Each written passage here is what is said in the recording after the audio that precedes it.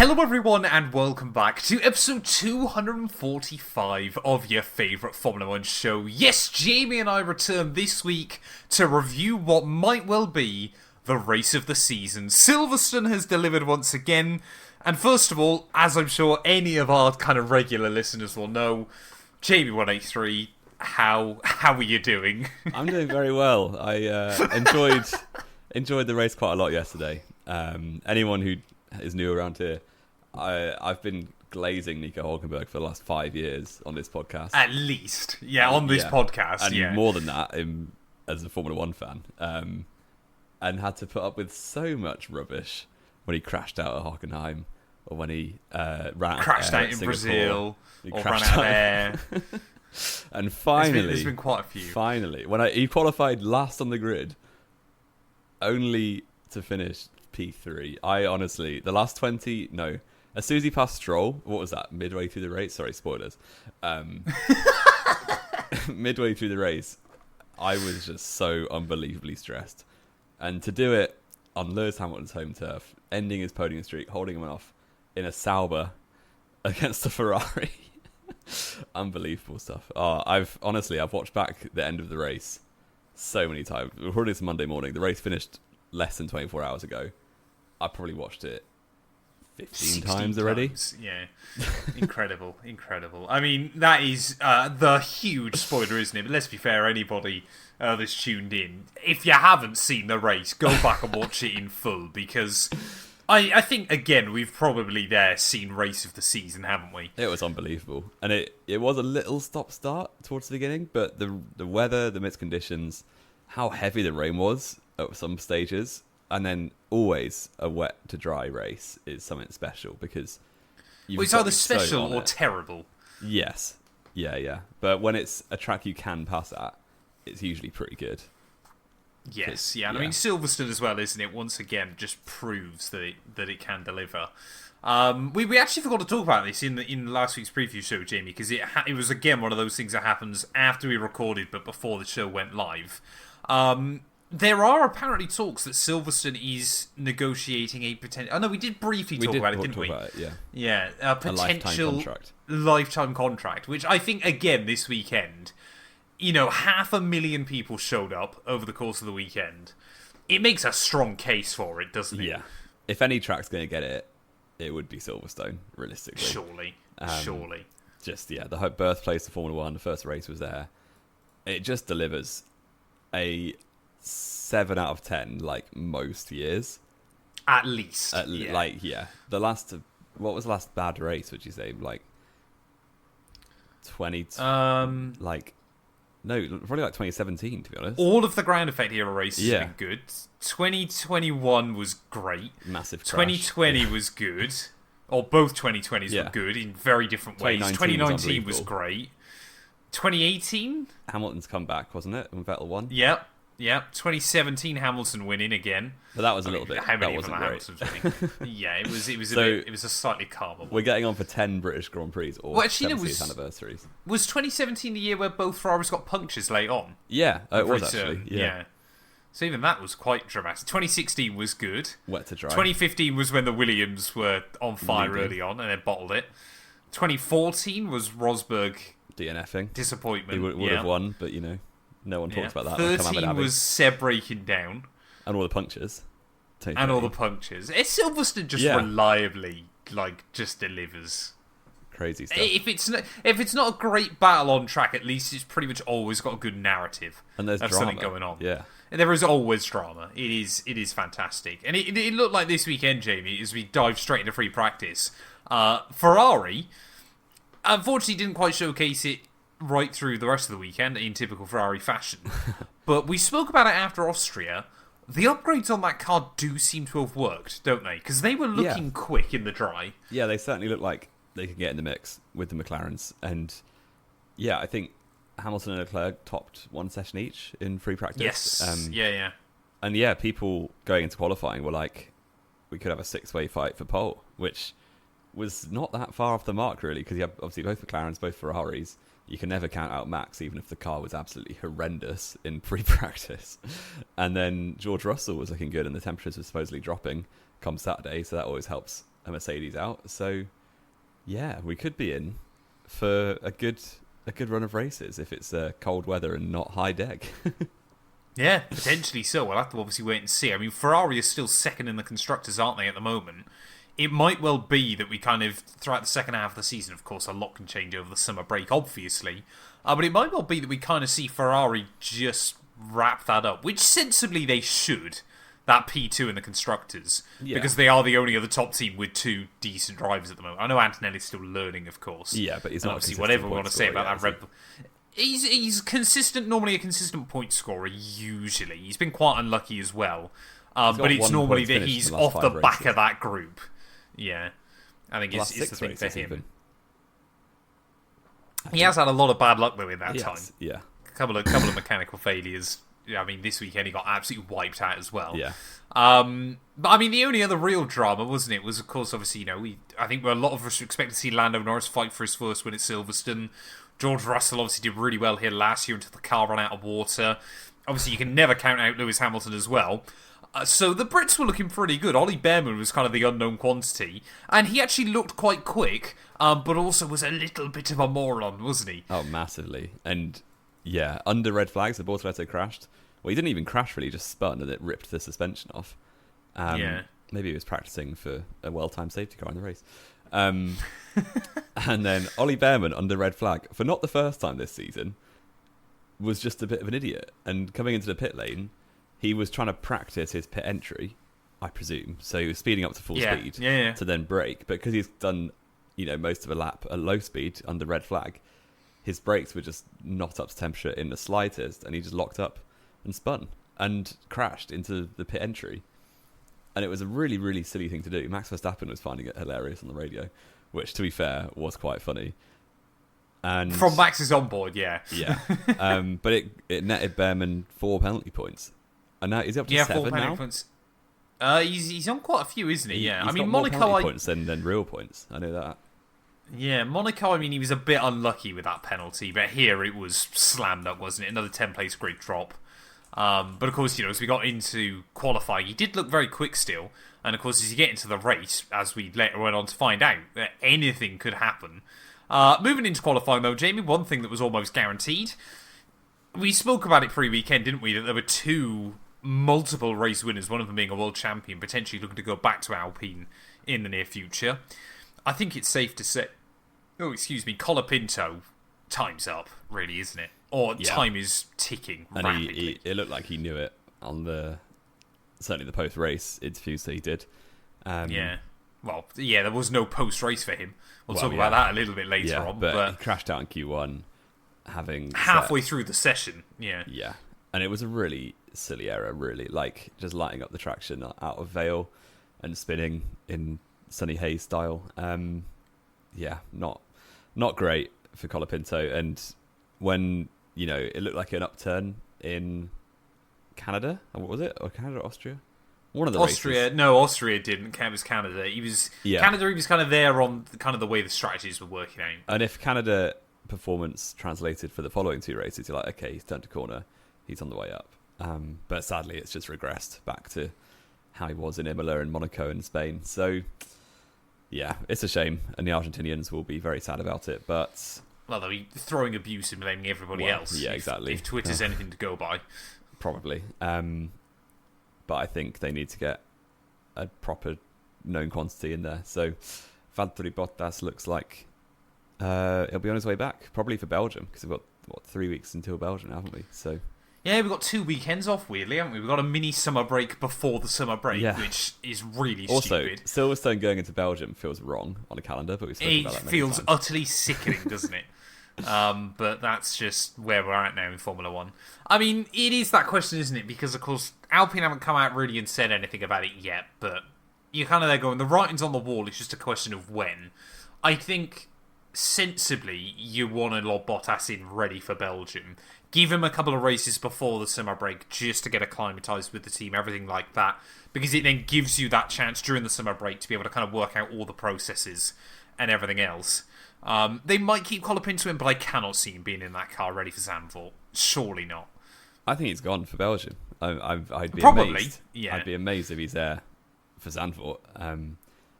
Yeah, the only question for Alpine is, do they go Bottas or do they go Paul Aron? But I think they probably go Bottas.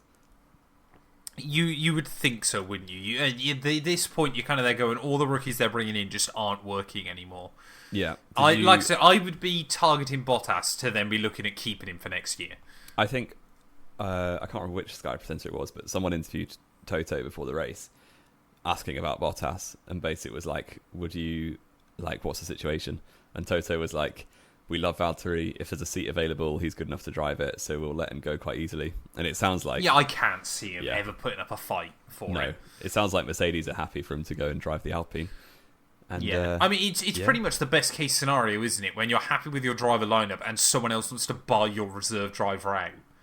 It's just a fantastic free hit of cash, to be honest, which is great. There won't be loads of cash in a red. There won't be loads, but it's more than they get. Obviously, it'll be no longer on your payroll.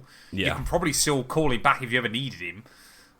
It works out pretty nicely, doesn't Isn't he currently reserved for Mercedes and McLaren? So I wonder what they'll do with that. McLaren and Mercedes have a bizarre working relationship where they can basically poach each other's drivers for some reason. Yeah. Like, they figured out a system that basically means they can just take who they want from each other out of the reserves Alex if Dunn, they need to. Yeah, exactly. I can't see either of them needing to, but yeah, it's a really odd system that's kind of worked out fantastically. But yeah, Bottas, I think we'll probably see him making a move, won't we? Bottas' former teammate, though, Lewis Hamilton. I had to watch qualifying on catch-up because I was out during qualifying. I was so nervous, man, towards the end of Q1. Yeah, Ferrari being Ferrari very nearly messed it up at Silverstone for Hamilton. And it was so dumb. Because the red flag basically meant you had, 6 or 7 minutes left at the end? So you could rush 2 runs. You could get 2 laps if you fueled for 2 laps, which a lot of the drivers did, actually. But Saubers didn't, which was frustrating. And neither did Lewis Hamilton. So, yeah, by the time the flag was falling, they were all back in the pit lane. And Hamilton was like 11th at that point. And then he was like 12th, and there were like 2 cars out, and then everybody else was on improvements. Yeah. Because it was basically Hamilton and the Saubers back in the pit lane. Yeah. And it was like, well, they're definitely out. It's like, who's going to improve and put Lewis out in Q1 as well? It really could happen. It wasn't far off. No. I mean, it was so tight in Q1, wasn't it? From the top runners. What was like, down to about P13. I think the 7/10ths. 4/10. 7/10 was the whole grid down to Colapinto. Like, yeah, excluding ridiculous. Franco. Yeah, madness. Absolute madness. But Hamilton would sneak by just ahead of Lawson, Bortoletto. Stroll also out, Hulk, and obviously Colapinto out in last place. Q2 was a little less dramatic, wasn't it? No really kind of major surprises there. Sainz out, Tsunoda out, Hadjar, Albon, and Esteban Ocon. And then Gasly. Q3. Yeah, shout out Pierre Gasly, did very well again to get that car into Q3.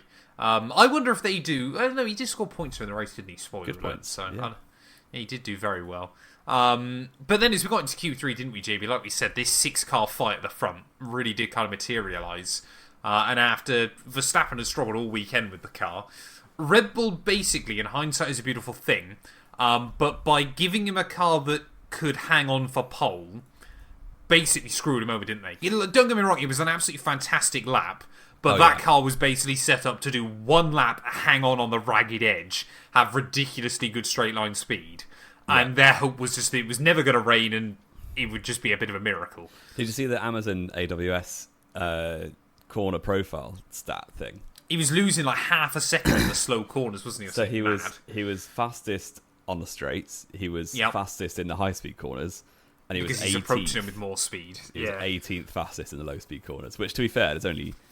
4, like the Loop and Brooklands, but yeah, and even then you can't really count the second 2 as low speed because, of course, you haven't had a chance to build up speed, have you? I know you wouldn't go through it very quickly, but yeah, it was a ridiculous lap, and I just loved how the commentators, certainly on F1 TV, and the highlights were like Piastri's on pole, and then Verstappen just comes across the middle sector split 3/10 up. Yeah, it's like, how has he done that? It was, like we said, it was a very, very good lap. But again, hindsight is a beautiful thing. And the fact that almost immediately it feels like we're kind of having to turn this back on, the systematic problems that Red Bull have got at the moment. They were struggling so much in free practice that it was very much, we need to give Max something worth having. Because it might well be that Toto sent him a message Saturday night going, that car didn't look that great in qualifying either, mate. So they had to give him something. And then, of course, it's a fantastic excuse as you get into the race, isn't it? Well, we can't change the setup. Because we have pole position.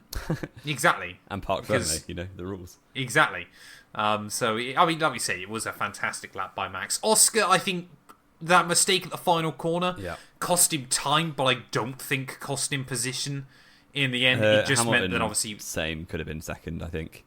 I think Hamilton could have gotten to that front row had he not ran slightly wide, but of course then had Oscar not made the mistake, I think the McLaren was still quicker. I think everyone below Verstappen probably thought they should have done better. It was one of those ones where it could have gone either way, wasn't it? I mean, it was a fantastic end to qualifying. Yeah. The fact we did have 6 cars legitimately in that fight. Russell just kind of appeared in P4. Yeah, in the end. A fantastic lap by him. He used tyres first lap, didn't he? Both Mercedes were in the bottom 4 of Q3. And then the new tyres, Russell just turned up. He was briefly second, wasn't he, before Piastri and Verstappen did their laps. And I thought he ended up third. I think Piastri didn't improve on his final run. I think Norris just split them in the end. Yeah. But even so, good session for the Brits. Excellent session for the Dutch. Good stuff. And it set us up ready, obviously, for the Grand Prix as well, didn't it? Which all the talk had been all weekend of, it was a 30% chance of rain. It was a 40% chance of rain. You get to Sunday morning, and for you, I'm sure it's irrelevant, but for me, I live about an hour and a half ahead of Silverstone in terms of the weather. So it was kind of like what we were getting. No, but 99% of the time it blows obviously from the Atlantic. Yeah. So obviously it blows and sweeps across. So I was like, this could actually be fascinating because we were getting quite a lot of weather in the morning. Tons of rain in the morning, yeah. Yeah, it was kind of like, and I would say I watched F3 and F2 and F3 got red flagged and they ended up abandoned. Yeah, because half the drivers started on dries and half them started on wets, and the wets was the way to go. And then they never gave anyone a chance to recover because they red flagged it because it got to half distance. F2 then was pretty good as well. Jack Crawford should have been disqualified, but there we are. I haven't seen it yet. What did he do? He basically... obviously in F2 you cannot do your mandatory pit stop under VSC. Yeah. Which is a bit of a dumb rule anyway, but I can understand it. He'd crossed over the pit lane entry line, but wasn't in the pit lane when the VSC was called. Oh, interesting. So, by the letter of the law, it should have been... It should not have counted. It should not have counted. But kind of by the ethics of the law, did. I'm glad they didn't disqualify him for that. That would have been a bit harsh. Yeah, but it was kind of one of those ones where actually the other teams go, well, he didn't follow the rules state. That shouldn't have counted. But anyway, that's a story for another day. Exactly. Rule 64-2-B clearly states. But yeah, I mean, as we got into the Grand Prix, though, didn't we, Jamie? All the teams... Well, they were forced to start on Inters, which a lot of people thought was the wrong call. Actually turned out to be the right choice anyway. But most of the teams go, we're going to see rain about, lap 10, lap 12. That's going to be a small downpour, like last year, and then there's going to be a bigger downpour around lap 20. Silverstone just cooks. What is it about a beautiful July day in the UK that brings so much rain? Yeah, you'd have thought doing it in July would mean we get mostly good weather. Never forget the one British Grand Prix in April, back in 2000. Yeah. We should make it in January so that you're just racing the sun. It's just soggy. Mercedes would cook on the 0 degree weather. That would be, yeah, exactly. Yeah, -3, it's snow. The weather made it very, very interesting. To be fair to the dry pitters, in hindsight, it didn't work. But had there not been a ton of I can understand why they went for it, yeah. The problem for them was there was 25 minutes of dry weather, which in full racing conditions is, 10 laps? That's enough time. More than that, 25 minutes. Yeah, true. Silverstone's only a minute and a half. Oh, yeah. Even, 15, 20 laps then. And the problem for them was, of that 25 minutes, 15 of it was under a safety car. So all of the time they could have made up was just kind of wasted under a safety car because people kept crashing. And it was far more difficult for them to build up temperature again because it was quite cold and it was still slick. And it was very wet. End of the day. It's not like a Brazil, for instance, where the track dries in 2 minutes because it's really hot. It's still the UK, sadly. Yeah, exactly. Yeah, it's still an 18-degree day in Northamptonshire. It's going to take a second for the track to dry up. Yeah. As you mentioned, though, of course, we had quite a few crashes, didn't we? Shout out to Franco Colapinto after binning it in qualifying. I still don't think we've seen any footage of this, but from what I gathered, he stalled in the pit lane, trying to accidentally launch the car in second gear, and immediately, obviously, it just turned itself off. So he got a casual DNS, which no one noticed. Yeah, very amusing. And, you know, if Sunday was a chance to recover his poor qualifying, Franco, then stalling it in the pit lane is not a great move. No, Flavio Briatore, I'm sure, was not happy I wonder with if that. he even got invited to the debrief. Or if they were just like, nah, see you later, get Bottas in. Where is he? Yeah, bring Bottas down for the debrief. Valtteri, would you have done this? No, I wouldn't. Congratulations, you're hired. Yeah, fantastic news. So that was one car out before the race even started. The race start was very amusing with for whatever reason, it was only drivers on the left-hand side of the grid as we looked at it. Even numbered drivers all decided to pit, didn't they? I mean, we have Russell in, Leclerc in. I think Antonelli pit on lap 2. Bortoletto was in, Behrman was in, Hadjar was in. So it was one side of the grid had, I think, basically every single car. The other side had Oscar Piastri and Esteban Ocon. Yeah, it was very, very good. But the Inters were definitely the right call. For the launch, yeah, definitely. I mean, Oscar almost got the run on Max straight down to turn 1. Hamilton, Verstappen-esque a few years ago. Gasly made a good start, got up to P5. And then it was just chaos behind, wasn't it? Because Lawson was admittedly unlucky. Oh, extremely unlucky. But it was kind of one of those... He was unlucky, but it was also his own fault. How was it his fault? Tsunoda... He turned in when there were 2 cars on the inside. What else could he do? It was on the outside of the track. He had no... All he could do there was drive turn in across the... Exactly. And if I understand that he couldn't see there were 2 cars on his inside, but if the car on the inside of you hasn't turned in, it's not quite Rosberg at Austria 2016. You've just got to avoid it. The whole fact you cannot completely count out the fact he was 3 wide on that. You can't think it definitely cannot happen. It's unusual for that corner to be made 3 wide. I would put. I still don't know where Tsunoda came from. To be completely honest. Yeah, I mean, I feel really bad for Lawson because I don't think it's his fault at all. He's not going to know. Who else are you going to blame? Tsunoda. He shouldn't have made it 3 wide. What do you mean? He's racing on lap 1. He was on the inside. 2022, lap 1. You had was it Verstappen and I want to say it was Sainz on the front row on the second restart after the red flag, and then Leclerc and Perez both dived down the inside of turn 3 at the same time and basically had a crash. Yep. And in that situation, we didn't blame Verstappen and Sainz for turning in because how are they meant to know that someone's just jumped down the inside? It was very different on a braking zone and a throttle. And the thing is, well, if you look at it, I mean, neither of us like Esteban Ocon, but you were kind of there going, he was a bit sandwiched in the middle. Yeah, Ocon had but nothing I'm pretty to do certain Tsunoda was ahead of him as well. Lawson was definitely the first ahead. Lawson was definitely first, but I'm pretty certain in the end, Yuki was ever so slightly ahead of Esteban. But by that point, Lawson had cut in so much that even if Ocon tried to back out of it, he was still going to be involved. Yeah. If anything, I said to my partner, I was like, Ocon's actually done a very good job there to make sure he's still in the race. Yeah. Just to get taken out by Ollie Behrman later on, but we'll talk about that in a bit. Yeah, I did feel for Lawson, but that gave us a safety car because he was out of the race. Yep. A virtual safety car at first, actually, wasn't it? And then as soon as it ended, Gavi Bortoletto on his slick tyres found a bit of wet patch in turn 2, and that was that for him. So, a bit of a shame. But I did say, I was watching with a group of friends, and before the race, I was like, all the rookies are going to crash here. Yep. And that was 2 out by lap 4. 2 out by lap 6. Yeah, so Bortoletto did keep it going briefly, and then stopped at the exit of Copse with a hanging off rear wing. So, safety car. Because he would have been penalised horrendously if he tried to drag it back. I mean, he got half a lap out of it, actually, didn't he? That's another safety car. I actually think Aston Martin, Lance Stroll, excellent strategy at this point in the race.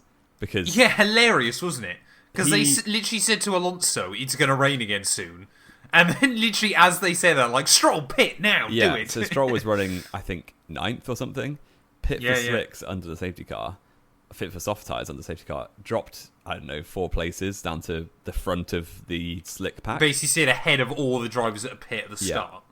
And then when the safety car pulled in, it was actually better, the pendulum had swung in favour of slick tyres.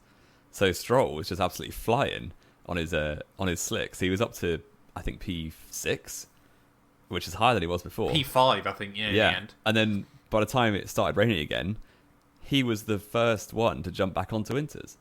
And that actually was... So got a double cut back that way as well. So despite making 2 pit stops, it somehow gained time. Position. And Silverstone's a long pit lane as well. Yeah. So it was very impressive. I mean, whilst all that was going on, though, there was a good battle at the front, wasn't it? And I mean, there was. By the time we'd actually got racing laps on the board, it was very clear that Verstappen's car was useless. I mean, he was rallying. I'm pretty certain every lap he went opposite log on the exit of Maggotts and Beckett's. Crazy. It was a really, really cool shots on the cameras, but yeah, every time we went through 13, just before the hangar straight, he was just sliding like crazy. That Red Bull looked a handful. And sadly, Piastri didn't take long to get past. And then he managed to hold off Lando a bit longer, but then, when he was driving on a dead Inters on a dry track, the grip situation with no downforce got even worse. So just went off at Chapel. Well, by that point, it was already absolutely hammering it down. Oh, was that when it started raining, was it? Yeah, it already started absolutely hammering it down again. Which, to be fair, actually, early on, Lando Norris was quite quiet, wasn't he? He dropped away. Like, Oscar rocketed out in front. And he wasn't even really challenging Max yet for a couple of laps. As soon as he got, like, when Max went off and Lando passed him, I think the McLaren's pace kind of settled down a little bit, and they were more similar. But even then, Piastri definitely was the quicker driver at this stage of the race. And the whole race was probably the quicker driver, to be honest. Arguably so, yeah. But yeah, lap 12, it started raining loads, classic British July. And yeah, you had Nico Hulkenberg and Lance Stroll, and I believe that was it, who pit the lap before the rain started hammering down. And then they jumped from, P7 and 9, I think, up to like 4th and 5th when everyone else pit as well. Crazy stuff. And a very, very well-timed pit stop, so thank you very much, Sauber. Yeah, they did very well in that sense. And of course, then again, we had another safety car. During that, though, obviously McLaren had to do a double stop because it was getting so damp. Lando's stop was a bit slow, so Max was immediately just given a freebie. And also, then, people claiming this safety car was needless. Oh, rubbish. It was a very needed safety car. That rain was horrendous down... Yeah, 20 years ago they would have let him try to battle it on until someone binned it. You'd have ended up with But I think someone was going to bin it pretty quickly. Yeah, it was an aqua plane waiting to happen. No. Well, and the thing is, you can always guarantee one driver's going to bin it, because has there ever been a worse combo than Charles Leclerc and a wet Silverstone? Honestly, Charles Leclerc in some situations is just like the next Senna. He basically either is the next Senna or the next Nikita Mazepin. Like, the fact, 2 years in a row now, he's just been driving a Ferrari at Silverstone in the wet. And been 14th. And absolutely horrendous. He had a terrible, terrible race. It never looked on for anything. And he started, well, I guess he didn't start 5th or 6th, did he? Because he pitted. I mean, that formation lap should have been the sign, shouldn't it? That he was never going to work. Well, this whole race was going to be a disaster for him. Yeah. But yeah, so he was lucky to keep going because he spanned through Maggotts and Beckett's. And that then was like, safety car right now. Just get it out before someone has a big crash. And by the time that so race finally resumed on lap 18, so about 1/3 distance. And then we saw Lewis Hamilton trying to do his best through goes Hamilton impression. Because he got a little bit caught out behind Esteban Ocon down at turn 1. George Russell jumped him. And then immediately at turn 3, Hamilton went back around the outside of the pair of them. Yeah, that was a great move, to be fair. And I don't think... Like, Ocon was on old tyres, he didn't pit. He was the only one who didn't pit for new Inters. And so Russell and Hamilton were both going to fly past him. But how they didn't come together, because Ocon... You can't see a thing. I thought Ocon was just going to understeer straight into Hamilton. And like in that spray, you can't see a thing. And Ocon had a car on his inside and his outside and managed to be aware enough to not crash into either of them. So well done, Esteban Ocon. Yeah. And well done, Lewis Hamilton. It was an excellent move around the outside. I'll give him that. It was a brilliant move that kind of saved his race a little bit later on. Speaking about Frenchmen that couldn't see anything, though, Isaac Hadjar, second V-carb out of the day, down at Copse Corner. I mean, it was unlucky in that instance, but what that was again was a rookie mistake, wasn't it? Yeah. Because he just completely cleaned out Kimi Antonelli. It was unlucky, But he was like, I couldn't see him. Yes, it's lap 1 restart on a safety car. Of course there's a car ahead of you. Just give it a bit more margin, Yeah, exactly. Play it safe, man. This is a race where anything can happen. The other 15 drivers didn't crash into the back of the car ahead. Admittedly, because there was only 3 rookies left, but still. Well, true. And I don't think, was Behrman last at that point, so he has no one behind him? No, Hadjar was last, I believe. Behrman was just ahead of the pair of them. But yeah, another 2 rookies out of the race. Antonelli was innocent in that. Again, but it was a unlucky. bad crash for Hadjar. Just before Copse, high speed, spun the car, went backwards into the wall. Pretty nasty, but he was fine. And yeah, double retirement for the V-Cubs, sadly. It was, very disappointing day for them.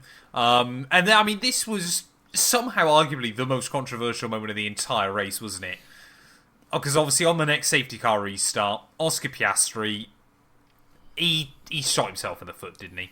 I think in many ways he was a tad unlucky to get a penalty for it.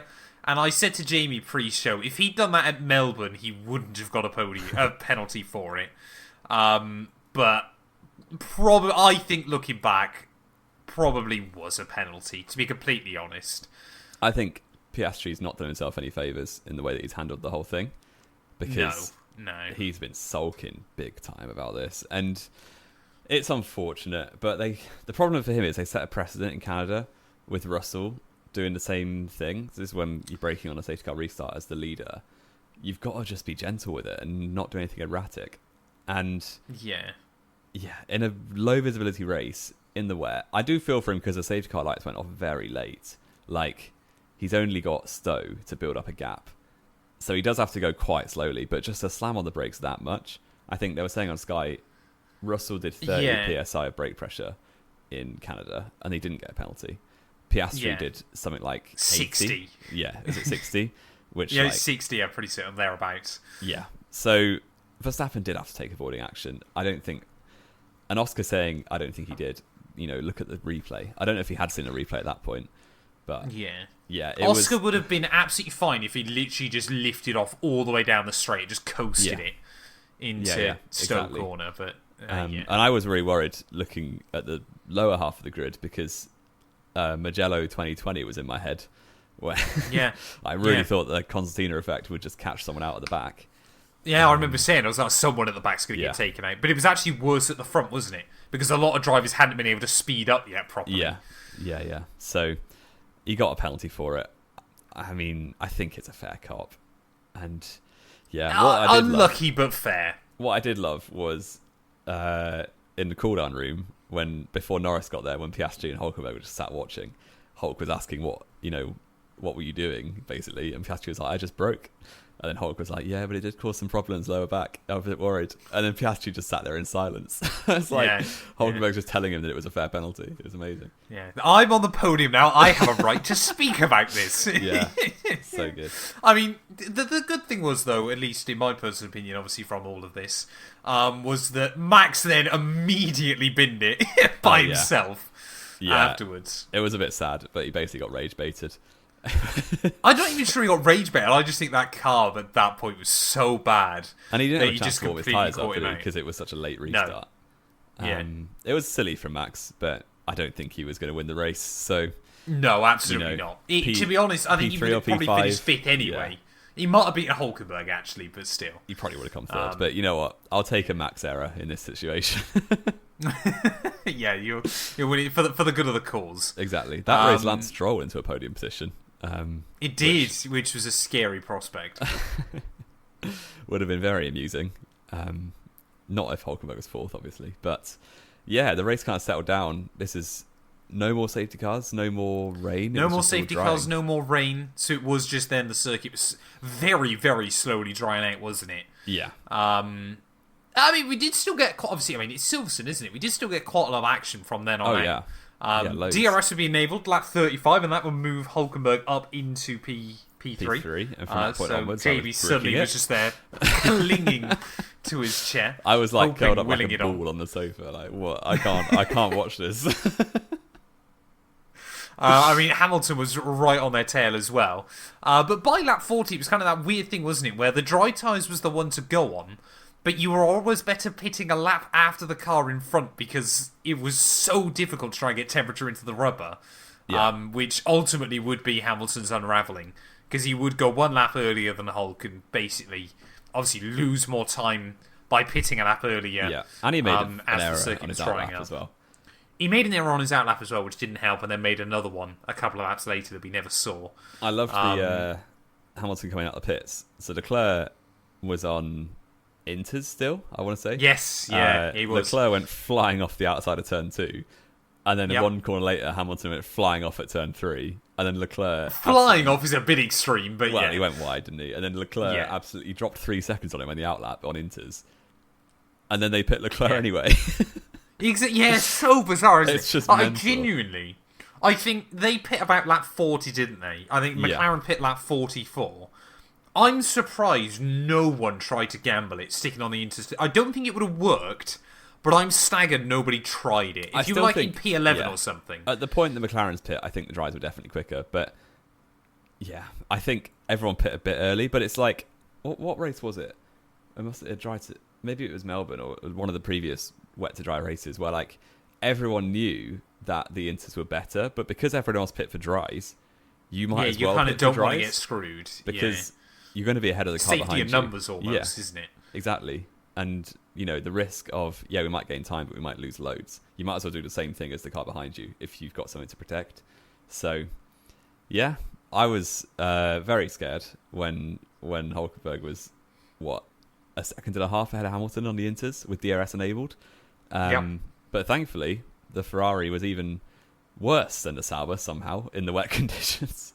Or maybe the driver skill came. I think Hamilton had just screwed over his tyres.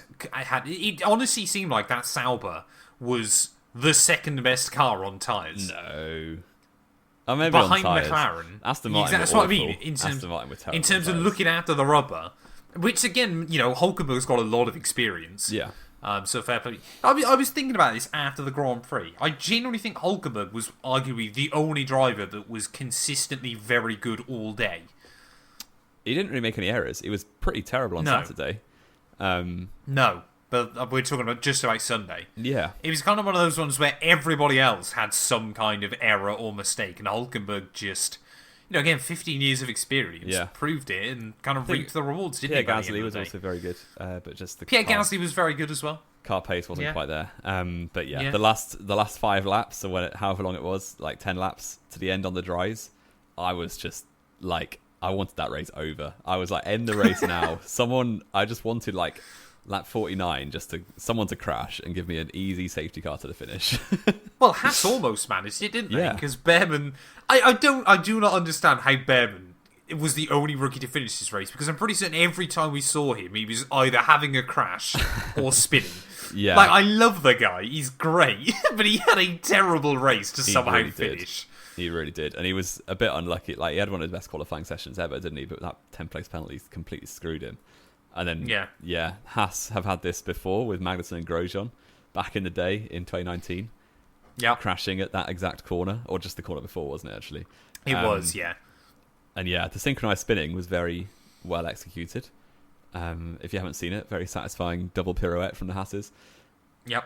All caused by Behrman, to be fair. He tried to outbrake Ocon on the wet stuff. On slicks. Like, that's going to go well, isn't it, Ollie? Bit of a disaster there. But I mean, Lando Norris, though, obviously because Oscar served his penalty, would take the victory. Oscar then was about 30 seconds up the road, but everybody was cheering Nico Hulkenberg. But even I was cheering Hulkenberg by the end. Gutted that Hamilton couldn't get another podium, because I think it would have been good to see. But people, if anyone's going to stop Hamilton's podium streak at home, exactly, it had to everyone's a Hulkenberg fan, even if they don't say they are, then they are. Exactly. In this instance, absolutely. Max then still recovered a P5 in the end after a good final blast. He kind of felt like the car came back to him right towards the end, just ahead of Gasly, who got the jump on Stroll on the very last lap as well. Albon in P8 ahead of Alonso. George Russell then picking up one solitary point for Mercedes on a day to forget. Race of the season, Jamie? Yeah, Russell did have a weird race. He was always trying gambles on strategy that didn't work, and he basically would get back to the points and then make a poor strategy choice. Yeah, so be back down to P13, recover to P10. Was very good. I can't remember what we gave Australia because you still haven't gone back through and got us the data. You know what though? Obviously, I'm biased, but we didn't have much jeopardy for the race win. That was a shame. But apart from that, behind, like McLaren that, just controlled this. But even if there wasn't the penalty involved and you had a McLaren fight instead, that would have elevated it to a 10. But I will give it a 9. It's got to be a 9 or a 9.5, surely. Like, it was a very good race. It was extremely, extremely good. And obviously, yeah, I just can't stop smiling every time I think about the podium finish. I'm very sad. It did make me chuckle. The first podium Nico Hulkenberg ever gets, and I could literally build that trophy at home if I wanted to. Well, yeah. For those of you who didn't see, it was a Lego trophy. And Lando Norris's trophy was so nice. It's the classic golden British Grand Prix trophy. Well, it had to be, didn't it? Yeah. Yeah. And then they the go other two were given Lego. and Nico, and theirs are both terrible. But, you know, as he said in the presser, at least his daughter can play with it. So exactly, that's all that matters. Exactly. That is the important bit at the end of the day. It does now mean, though, I'm pretty certain in the last 5 years, since the turn of 2020, every team apart from Haas has had a podium now, if I'm not mistaken. I'd imagine so. I'm trying to think. Since Haas debuted, everyone has. I know that, so I wonder when. I know since Haas debuted, but I'm pretty certain, obviously, Williams have only had no, they had a podium in 2017 as well, but I know they had a podium in 2020. 2021 even, wasn't it? Yeah, so obviously Red Bull, Ferrari, Mercedes, McLaren, obviously all have comfortably. Yeah. Aston Martin obviously have comfortably. They haven't had a bunch, but they've had, obviously, Gasly win. Did he? Yeah. Brazil, Baku. That was 2019. I'm talking 2020 onwards. But Baku and Monza were both. Yeah. Yeah. Alpine obviously have. Yeah. Obviously Sauber now have. I mean, most of them have won a race. Williams have. Exactly, yeah. When are Haas going to get that podium, man? They will eventually. I want to see him get it. Yeah. I was thinking about this morning. I'm ever so slightly scared that Cadillac coming in is going to screw over one team in the same way as Haas coming in completely killed Manor. Maybe. Yeah. They need to the Sauber celebrations were so good.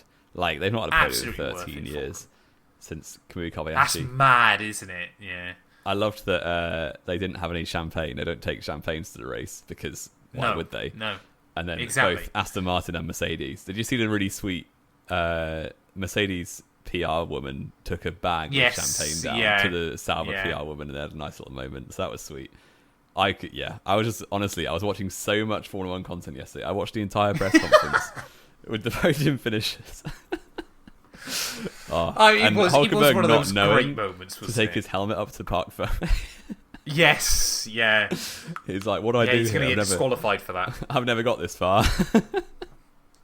It was like Antonelli getting that pole position in Miami, wasn't it? Yeah. Just like, no idea what to do. It is those wholesome moments, though, isn't it? It's why you love the sport at the end of the day. It's so good. Exactly. And, well, we now know as well, don't we, Jamie, that Audi next year are going to be terrible. Hulkenberg's had that podium. You know what? Now. I was saying, I literally don't care. I said if Hulkenberg retired tomorrow, I'd be like, okay, he got his podium. When he came back, poor Adrian Sutil goes back in the record books. Well done, Adrian Sutil. 15 years, or not quite, 10 years after he left the sport. He's back in the books. Back in the history books. When Hulkenberg retired got kicked out in 2019, I was sad for like a month, genuinely, when he lost to seat in Renault. Yeah. I mean, thinking this is the thing, like, as well, with more modern Formula 1 fans, like, there was so many people that couldn't kind of appreciate how special a moment this was. Hulkenberg really has been, obviously, had a lot of backing. I think his family are pretty well off anyway, weren't they? So he wasn't quite driver. like it. He was early on to a certain degree. He was backed by quite a few German companies. He got replaced by a pay driver in his second year. He did get replaced by Maldonado, but to come back from so many career resets and never give up. I mean, 239 Grand Prix, 242 event entries. It is. It's a fairy staggering. At 37 more than years double old. the races. Exactly. It was just a feel-good moment, wasn't it? It really was. As we said, it's why you love to watch Formula 1. Yeah, and he's just such a professional as well. He wasn't, like, Norris was cheering and screaming on the radio, like, fair enough, he just won, and he's a younger driver, so that's kind of his thing. Hulkenberg and was home like, race. Yeah, exactly. Hulkenberg was like, sweet, knew he could do it. He was so emotional calm. though as well, wasn't he? He was like, I can't believe what we've just done. That is... Gabby on the radio, Bortoletto, was a lovely message. I mean, Hulkenberg's last 3 podiums are the 2025 British Grand Prix, the 2015 Le Mans 24 Hours, and the 2009 GP2 race at Portimao in September 2009. Yeah. Like, it has been crazy. Yeah, mental. He still remembers how to spray champagne, so that was good. Although the McLarens forgot to spray him back, that was a bit sad. McLaren ruined that for him as well. It was a bit sad, wasn't it? And he walked up to him twice to be like, come on. Yeah, exactly. Celebrate this moment for me. It was given Thiago Montero in the 2005 vibes, except for Hulkenberg deserved it. Actually deserved it, yeah. Yeah, excellent stuff. And I will be watching the highlights of that race for as long as I am a Formula 1 fan. It is impressive, isn't it? The fact that 2 years in a row we've both been able to celebrate ridiculous Silverstone moments on this podcast. Yeah. Like moments that neither of us thought we were going to see happening again. Yeah. That also has been quite special. More podiums than Lewis Hamilton this season now. He has! Oh, man. So, I mean, come on. If Ferrari don't give us anything for 26, then, the Hamilton depression era is fully engaged. Driver of the day, Jamie. I wonder who this will be. You can't not give it to Hulk. 19th to 3rd would have been an incredible drive in any car. Never mind. Second slowest. Well, maybe is it second slowest though anymore? I don't know. Who knows? It is. They just get in a run of form. Yeah. Now they're going. They're up to 7th, aren't they now in the constructors? 6th in the constructors. 6th is it? Yeah. They could legitimately challenge Williams if they can keep this momentum going. They could indeed. Which would be staggering. And but again, it just gives so much hype for Audi to fail next year. Which is ninth scary. In the Drivers' Championship after driving a tractor for about 6 races. Yeah. Just vibes, isn't it? Straight vibes. We love to see it. Completely. I will also give it to Nico Hulkenberg from 19th on the grid. I just can't believe it's like the amount of times he's been best of the rest in qualifying, best of the rest in the race, and finished 7th or 9th. Or like, and then or 11th. And he qualifies for 2023. Yeah, true. Qualifying 19th place behind his teammate. He had a terrible Saturday. Yep. They're 6 for 6 so far in qualifying. Yeah, I know. He's not doing that well in quali against Bortoletto. But it doesn't matter. He got P3. Who cares? Exactly. And holding off Lewis Hamilton.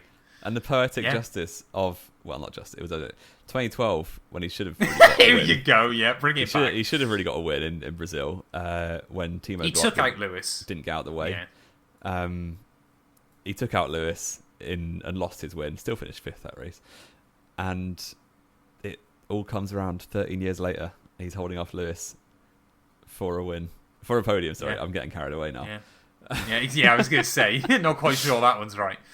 You can keep dreaming, sir, on that one. Like I said, so we've done race rate, we've done driver of the day. Have you got a quiz, Jamie? I assume this is going to be Hulkenberg themed. It kind of is. So he is the first German on the podium since which race? I was going to say not since ever. Vettel Baku. Indeed, Baku, 2021. That was.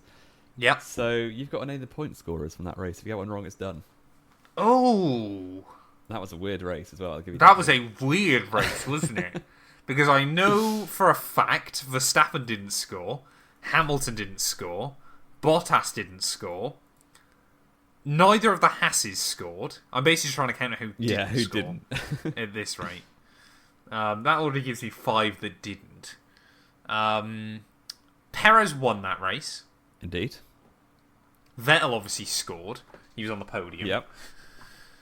Who was on the podium with them, though? Leclerc, I think, got pole. He did. Did he score points, though? He can't not have, surely. I know he's had like a ridiculous record of poles, but I don't think he's binned it that many times in Baku. Yeah, because it was 22 the engine blew up, or 23 for both Ferraris, wasn't it, that weekend?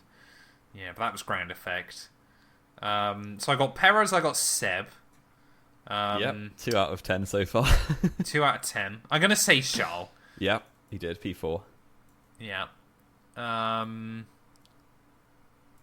Oh, Charles was P4. Yeah. Okay. I'm going to assume Sainz scored. 8th place, just about. Yeah. I'm trying to think who else was on the podium that race. It was Perez, Seb, and...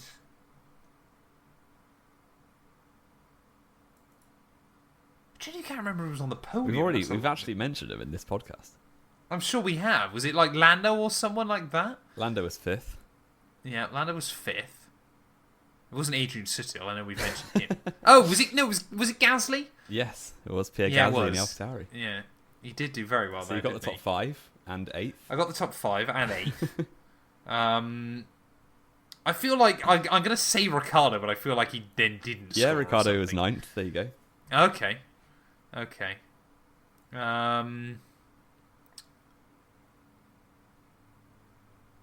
Say this was Tsunoda's debut season. It was quite late on in the year, so I think he might have scored. Is that an answer? No, maybe if it's right. He did score points in 7th place. He did. Okay. I think that was his first points, was it not? Yeah, I think it was, wasn't it? Yeah, because Baku was still Baku early that year. It was around 8, I want to say, something like that. Yeah, something like that. It was early on in the European leg. It was his second, but he got points on debut. Tsunoda, second points finish. I was say 2020 obviously Sauber was still terrible then. They're still terrible now. Just yeah. Did Williams score? Did Russell score in all the chaos? That was Russell and Latifi that year. I don't think so then. Because I know Latifi got his only points or first points. There's only 2 left. Yeah. I know, and I've already named 5 that I know didn't. Because Mercedes had a stinker, Haas obviously were terrible all year. And obviously Max didn't score. I'm trying to think. That's a really worrying one. But I think I'm just forgetting like a midfield. Like, did Alonso score? Yeah, Alonso came 6th, that's one. Yes, there you go, Alonso. Was it Ocon? Ocon, no. He was out on lap 3. But it was... Kimi Raikkonen in the Sauber. Oh, yeah, of course. I had in my head for some reason it was already Bottas and Zhou, despite the fact I already knew Bottas did terribly in the Mercedes. Yeah, Bottas was driving a Mercedes. So. Yeah. There you go. And still didn't score. In some of the worst racecraft we've ever seen. Oh, yeah. Yeah, that was awful, actually. That was like what gave Russell the seat for 22, really, wasn't it? But there you go. Pretty much, yeah. It's been 4 years since a German stood on the podium. So... That's quite staggering when you consider their record. Like, I know for a long time they never had a champion. But you think the 21st century has been dominated by German and Brits and Dutch, basically, now. Yeah. So it is quite impressive that it's been 4 years since the German podium. It kind of feels like, obviously, apart from Hulkenberg, have we got any other Germans on the grid this year? We don't, do we? No. It kind of feels like Germany are in a bit of a slump right now. Because you're kind of looking at like Formula 2 and Formula 3. There's none there that are doing particularly great either. Like Larim Zendelli was the last kind of young one, but he's not very good. He was terrible, yeah. You got Ollie Goethe. Yeah, Goethe, I don't think he's F1 caliber, really, is he? No, so probably not. It's really the era of Britain, and you kind of see it goes... Drivers coming through kind of track 10 years behind whoever's winning an F1, generally. So yeah, it's normally a 10, 15 year wait, like isn't it? Early 2010s, we had 6 Germans on the grid because of Schumacher winning in the early 2000s. Now you, but then we had Seb dominating. Yeah, I suppose, but Seb was never like... He was obviously good, but it was a bit... I'm going to get slated for this. It was slightly down to the car. And yeah, but what champion doesn't win because of the car? Seb, I think it's very easy to remember Seb's absolute terrible second half of his career, but he was still very good. He was very good in a good car. In those cars. He just couldn't handle turbos. Yeah. Yeah. But it's all Brits coming through at the moment, isn't it? It's crazy. Yeah, there are a few various ones as well, isn't it? But yeah, it seems like it's always the case, though, isn't it? It's like you get like dominant eras for like the Dutch with Max, obviously, of course, and the Germans and everything like that. But there are always gonna be Brits right there. We can get a little bit patriotic because it was the British Grand Prix, but we just have a system that is built up to get drivers to Formula 1 because it's so competitive here, because it's so popular here. Yeah, and everyone's a Formula 1 fan. Exactly. What else? Predictions recap, I suppose, is the last thing we've got to do, Jamie. Surprisingly, neither of us. Did we either predict a Hulk podium? I'm not sure I've ever predicted a Hulk podium. I think we would have been mad to. So before the race, next it was 34, next week, 34 to 28 in my favour. So that's good. Good start. You said you actually quite well, annoyingly. I thought I was going to go 6 for 6 in the race. You said Lando Norris on pole position. Incorrect. Didn't happen. Yep. Lando Norris race win, 2 points.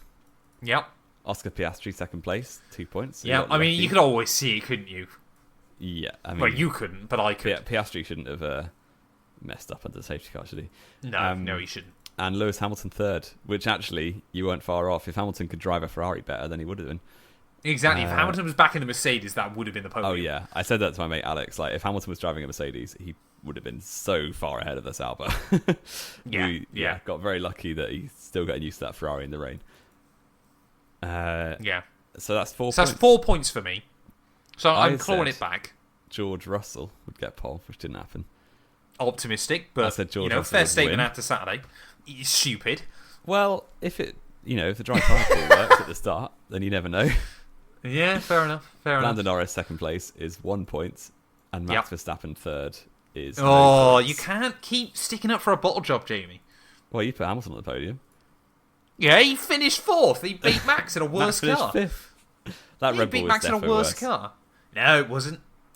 The Ferrari's fourth best car at the moment. 35, and you're up to 32. It's closing up. I'm happy. I'm happy to close the gap a little bit. Midway through the season, sprint race next week or next week. After after the sprint in Belgium, we've officially done half the races and half the sprints. Yeah, which feels like it has kind of flown by. But these next 2 weeks are going to feel long. And we've got a good championship fight, so exactly. Yeah, I think Oscar will need to regroup. Is the 5th most points in the last 4 races. That's quite impressive. It's an obscure stat, but it's quite impressive for him. I've done the maths myself, so it's the McLarens, Russell and Leclerc have got more points than Hulkenberg. That's quite impressive. In the last 4 races. Impressive. He's outscored Red Bull on his own. Going. He has outscored Red Bull by himself, which is quite impressive. Max I think, is just giving up. Yeah. I mean, we're going to have plenty to talk about with that, aren't we? Yeah. Over the next few weeks. Have we got anything else to add, though, Jamie? I think we've rattled through everything pretty well. It was a slightly longer show. A memorable. Get yourselves subscribed, people. We're 30 subs away from 1k, which is, as soon as we get to 1k and we stay there, we're not going to moan anymore. Because after that, yes, obviously we'll still want to bring more subscribers in, but we're not so worried. But a massive thank you to everybody for listening. As always, for being here from, Hulkenberg not on the grid to back on the podium. It really has been a rollercoaster. It really has been a rollercoaster. But we're not going anywhere anytime soon. We're going to hit the court century very, very soon as well. But yeah, Jamie and I will return. It might be later on next week. It might be next week. We've got a couple of break weeks now. So we might just return kind of when there's big news. We don't know just yet. But yeah, as always, with more knowing we'll.